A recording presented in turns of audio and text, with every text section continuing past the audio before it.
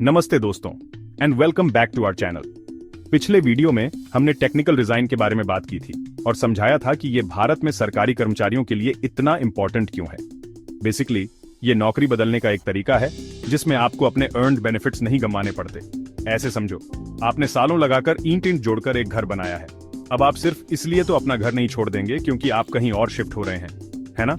Technical resignation आपके घर को अपने साथ ले जाने जैसा है। आज हम ये समझेंगे कि आपकी सैलरी, पेंशन, सीनियरिटी, इन सब का क्या होता है जब आप गवर्नमेंट सर्विस में अपना करियर बनाते हैं। हम कॉम्प्लिकेटेड रूल्स को सिंपल तरीके से एक्सप्लेन करेंगे विथ रियल लाइफ एग्जांपल्स, ताकि आपको सब कुछ अच्छे से समझ आ जाए। तो अगर आप एक गवर्नमेंट एम्प्लॉई हैं और करियर में आगे बढ़ने के बारे में सोच रहे हैं या फिर अपने राइट्स के बारे में जानना चाहते हैं, तो ये वीडियो आपके लिए है। Let's get started. चलिए अब बात करते हैं आपको मिलने वाले वेतन की। जब आप टेक्निकल रेजिग्नेशन के थ्रू जॉब स्विच करते हैं तो आखिरी चीज जो आप चाहेंगे वो है सैलरी कम नहीं होना।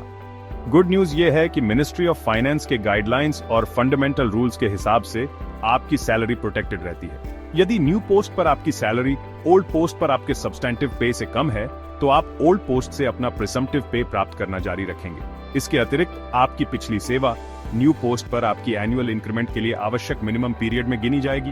मान लीजिए कि रमेश मिनिस्ट्री ऑफ एग्रीकल्चर में अपने पुराने पद पर 60,000 कमाते थे। टेक्निकल रेजिग्नेशन के बाद वह मिनिस्ट्री ऑफ फाइनेंस में शामिल हो जाते हैं, जहां उनका वेतन 58,000 है।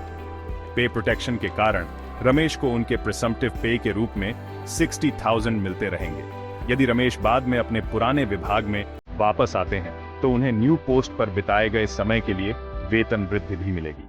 अब बात करते हैं उस चीज की जिसके बारे में कोई बात नहीं करना चाहता, सीनियरिटी। ये कर्मचारियों के लिए सबसे बड़ी चिंताओं में से एक है। गुड न्यूज, जब आप टेक्निकल रेजिग्नेशन देते हैं तो आपके सब्सटेंटिव पोस्ट पर सीनियरिटी प्रोटेक्टेड रहती है। हालांकि इसमें एक कैच है। यदि आप बाद में अपने ओल्ड डिपार्टमेंट में फिर से शामिल होने का फैसला करते हैं तो आपके द्वारा न्यू पोस्ट पर बिताया गया समय प्रमोशन के लिए क्वालिफाइंग सर्विस के रूप में नहीं गिना जाएगा। उदाहरण के लिए अनीता ने रेल मंत्रालय से टेक्निकल रेजिग्नेशन दे दिया और शिक्षा मंत्रालय में शामिल हो गई। अगर वह 1 साल बाद अपनी पुरानी नौकरी पर वापस लौटना चाहती हैं तो उनकी सीनियरिटी बरकरार रहेगी, लेकिन नए पद पर बिताया गया 1 साल उनकी नेक्स्ट प्रमोशन के लिए नहीं गिना जाएगा। अब बात करते हैं भविष्य की, आपके रिटायरमेंट की। पेंशन के रूल्स उस रिश्तेदार की तरह हो सकते हैं जो आपको हर बार मिलने पर अलग अलग सलाह देता है, लेकिन चिंता मत करो, हम इसे आपके लिए आसान बना देंगे। रूल्स इस बात पर डिपेंड करते हैं कि आपने गवर्नमेंट सर्विस कब ज्वाइन की थी। अगर आप 1 जनवरी 2004 से पहले ज्वाइन हुए थे तो आप सीसीएस पेंशन स्कीम के अंतर्गत आते हैं। अगर आप उसके बाद ज्वाइन हुए थे तो आप एनपीएस यानी न्यू पेंशन स्कीम के अंतर्गत आते हैं। चलिए अब बात करते हैं पेपर वर्क की। मुझे पता है ये कोई एक्साइटिंग टॉपिक नहीं है, लेकिन मेरे साथ बने रहिए। आपकी सर्विस बुक आपकी करियर डायरी की तरह है। इसमें गवर्नमेंट एम्प्लॉई के तौर पर आपके सफर की हर डिटेल होती है, और जैसे आप अपना डायरी कहीं जाते समय पीछे नहीं छोड़ते, वैसे ही आपकी सर्विस बुक भी आपके साथ जाती है। जब आप टेक्निकली रिजाइन करके एक नया पोस्ट ज्वाइन करते हैं तो आपकी सर्विस बुक आपके नए डिपार्टमेंट में ट्रांसफर कर दी जाती है। ये सुनिश्चित करता है कि आपकी एम्प्लॉयमेंट हिस्ट्री कंटिन्यूअस रहे और कोई गैप्स या डिस्क्रिपेंसीज ना हो। इसे ऐसे समझें जैसे आप अपनी ऑनलाइन प्रोफाइल को एक प्लेटफॉर्म से दूसरे प्लेटफॉर्म पर ट्रांसफर कर रहे हैं। आपकी सारी इंफॉर्मेशन, अचीवमेंट्स और एक्सपीरियंस आपके साथ जाती है। तो दोस्तों, हम लगभग अपनी मंजिल पर पहुंच चुके हैं।